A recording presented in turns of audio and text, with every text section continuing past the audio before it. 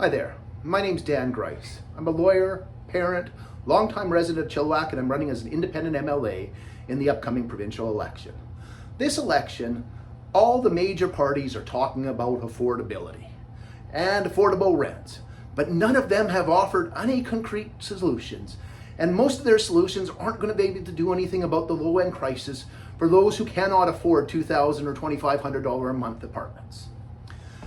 We need to rethink how land is used. And one of the big things that we need to look at in this province is the restrictions on use of the agricultural land reserve.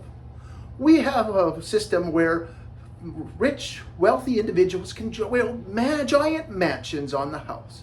But if you want to build small houses, small options, have some manufactured homes on it, those properties are completely out of touch.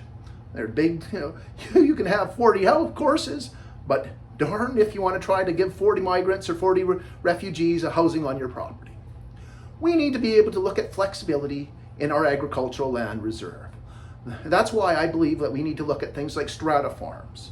We need to look at ways that we can increase ownership of agricultural land by allowing smaller dwellings on the properties in ways that still allow maximum use of the property and that eliminate pave over and taking permanent destruction of agricultural land.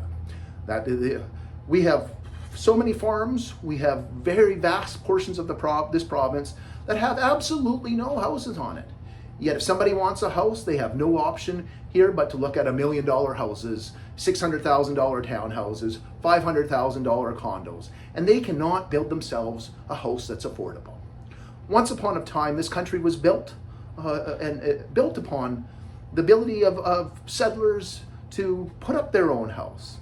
And that would also include the same thing with First Nations as well. People were able to find a place to live. Now, we obviously cannot just instantaneously snap our fingers and you have a single detached 2,000, 3,000 square foot home. That's not going to happen. That's not going to be affordable.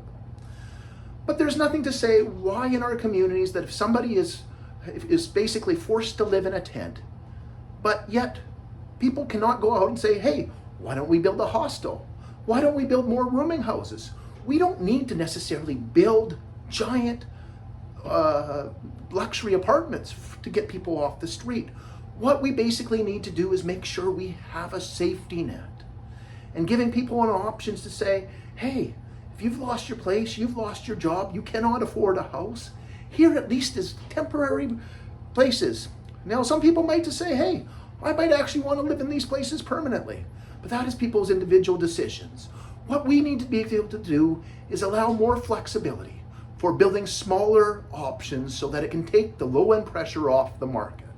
Not all of us will ever might ever own a lakeside property or be able to enjoy a large, expensive house. But we should all be able to have a permanent place and a permanent option if we want to. And we have to let those people who have land be able to look at innovative rental solutions.